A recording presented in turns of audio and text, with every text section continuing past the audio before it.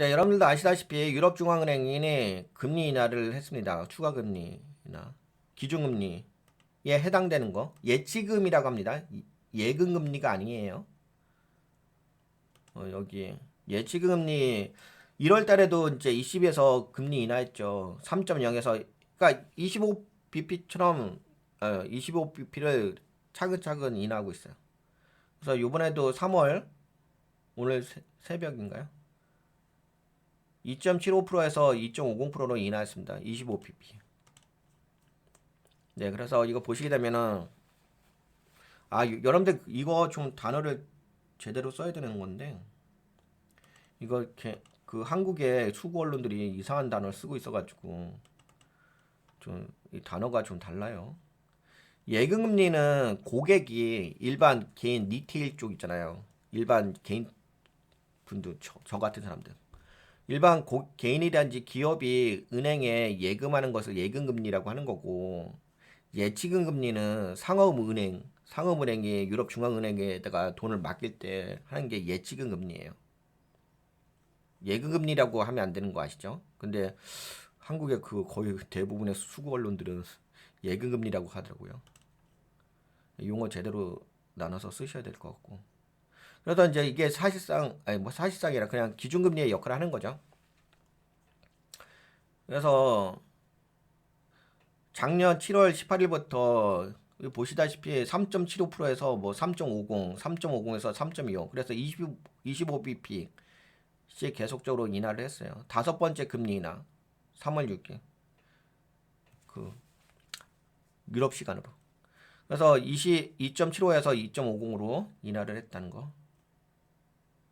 근데 여기서 좀 이야기할 게 뭐가 있냐면은 뭐 인하한 건 여러분 다 아시니까 유럽 중앙은행의 기준금리를 25bp 인하하며 정책 기조가 의미 있게 덜 meaningfully less restrictive 그러니까 의미 있게 덜 제한적이라는 이제 정책 기조를 이야기하고 있어요.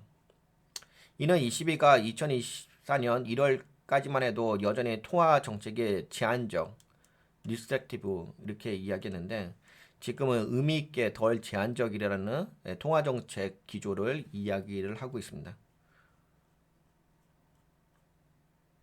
그러면 저 이야기가 어떤 의미인지를 좀 말씀드릴게요.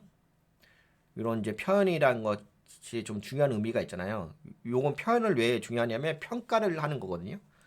현재 단계가 있으니까 레벨이라는 게 있으니까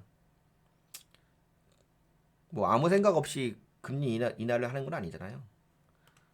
그래서 요 평가에 대한 이야기 좀 해드릴게. 어디 갔냐? 예금금리.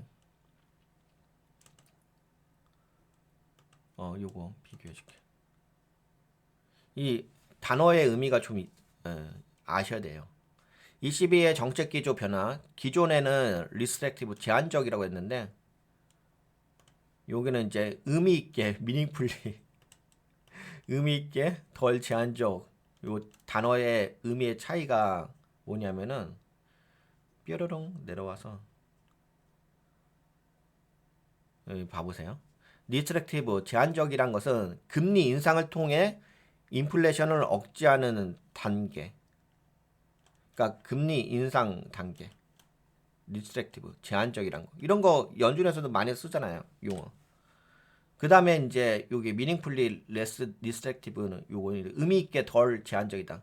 금리 인하를 시작했지만 여전히 높은 수준. 그러니까 금리 인하를 시작한 단계. 그리고 어커머데이티브 이건 완화적 단계. 금리가 낮아 경제 성장에 지원하는 단계.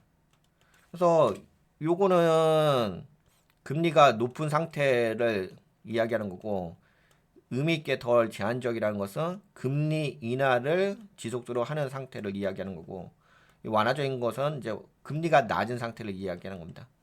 그런 용어로서 쓰는 거고 그래서 제한적일 때는 대출 비용 증가, 소비 및 투자 감소. 아무래도 금리가 높으니까. 근데 여기서 의미 있게 덜 제한적이라는 것은 대출 비용이 완화된다. 대출 비용이 떨어진다. 그렇지. 그럼 소비 및 투자가 증가한다. 그렇게 되면은 이제 정책적 목적이 뭐냐면은 여기는 제한적일 때는 인플레이션 억제하기 위해서 목적이, 그리고 경기가 과열됐을 때 방지하기 위해서. 근데 이제는 오히려 뭐 어떤 관점이냐면은 경제 성장을 촉진하기 위해서, 그리고 유동성 공급을 확대하기 위해서. 뭐 완화적인 건 나중에 이야기하고. 그래서 이렇게 했어요. 그럼 결국에는 무슨 얘기야? 결국은 경제 성장을 촉진하면서 유동성 공급을 확대한다. 근데 유동성 공급이라는 것은 매우 중요하죠. 그 현금성 자산이라는 의미거든요. 현금을 의미하는 거야. 근데 현금이 시장에 이렇게 딱 들어와 봐. 당연히 시장이 좋아지겠지. 경제가 성장을 촉진되겠고. 그러다 보니까는 오늘 이제 20에서 금리를 인하하니까 미국 증시는 폭락했잖아. 근데 유럽 증시는 어떻게 됐어요? 유럽 증시는 아까 대표적인 게 어디예요? 대표적인 게 독일이 가장 유럽에서 경제적 영향력이 큰 나라잖아요.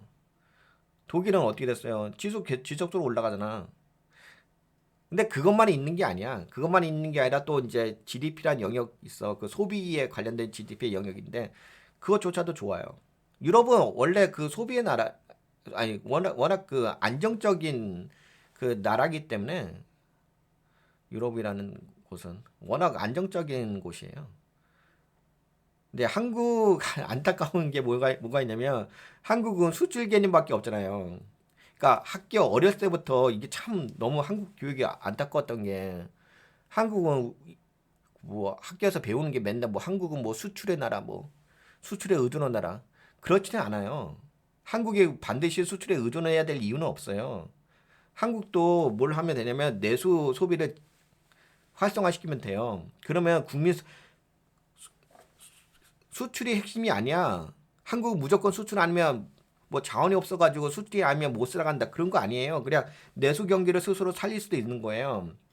경제는 국민 소득을 높이는 게 핵심인 거지 수출이 핵심이 아니에요. 근데 한국은 교육을 잘못 받아가지고 경제 교육을 20년 동안 잘못 받은 거죠.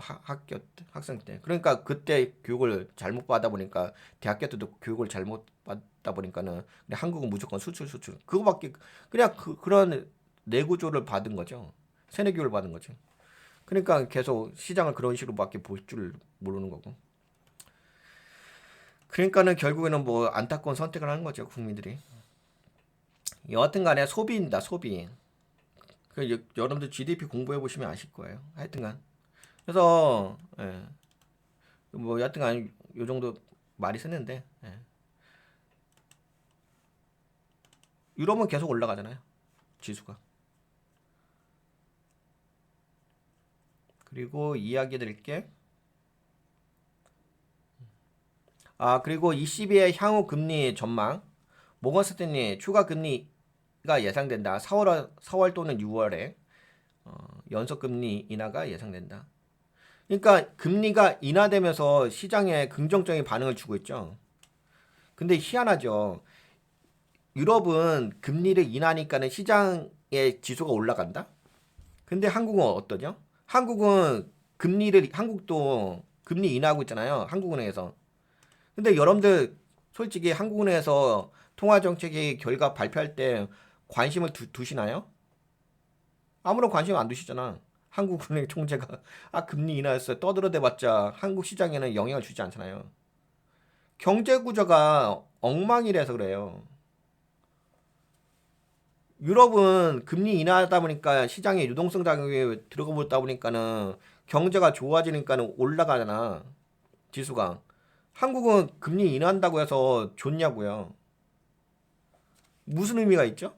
한국은? 그러니까는 참 웃기죠. ECB에서 금리 인하하는 것 자체는 의미 있게 시장의 유동성 자금을 부여를 하는데 한국은 전혀 아무런 의미도 없잖아요. 무슨 의미가 있어? 그냥 이런 이야기만 하잖아요. 한국에서 금리 인하하면 뭐 부동산 가격 올라갈까? 생각하는 수준의 꼬라지 수가, 그 내구조가 그 정도밖에 안 되잖아요. 근데 그게 올라갈 것 같아요? 부동산 가격이? 경제가 좋아지고 올라가는 거지? 띨띨하게. 얼마나 생각의 그 수준이 얼마나 천박하면은. 안타깝죠. 내구종 없는. 여하튼 간에 22는 네, 4월, 6월에도 뭐 연속금리 인하 가능성에 대해서 좀 이야기하고 있어요. 7월 이후에나 일시적 금리 동결을 좀 이야기합니다. 22가 정책을 더 예상보다 빠른 경기 회복 시에 금리 그러니까 이게 그게 있는 것 같아. 유럽 같은 경우는 금리를 인하하잖아요. 인하니까는 이제 경제가 좋아지더라. 지수가 계속 올라가잖아. 근데 이제 뭐가 있냐면 예상보다 빠른 경기가 회복될 시 어떤 일이 발생하냐면 금리를 동결하겠대. 최신 전망 GDP가 0.9, 1.2, 1.3 이렇게 만약에 미래 가치가 괜찮아 좋아질 것 같다 싶으면은 이제 금리 인하를 더 이상 하지 않는 거지. 경제가 좋아질 것 같으면 금리 동결. 그러면 결국에는 지금은 네, 경제가 둔화될 것 같다는 걸로 해가지고 금리를 인하를 하는 거잖아요. 근데 만약에 다시 회복된다고 금리를 동결하게 된다면 실제적으로 실질 경제가 좋아질 수 있다는 거죠. 그래서 참 유럽은 진짜 오리지널 교과서적인 진짜 올바른 교과서적인 그 정책 통화 정책을 운영을 하는 것 같아요. 진짜 많이 배워야 될 것 같아요. 한국 많이 배워야지 뭐 수준 자체가 따라갈 수준이 아니라서. 그다음에 22의 인플레이션은 지금은 2.3 정도 이야기하고 있죠. 2026년에는 1.9를 이야기하네요. 2027년에는 2.0. 여러분들도 아시죠? 이게 목표치죠. 아, 라가르드 21 라가르드 총재 발언. 디스인플레이션 과정이 잘 진행되고 있다. 근데 진짜 이분 잘하시는 것 같아요.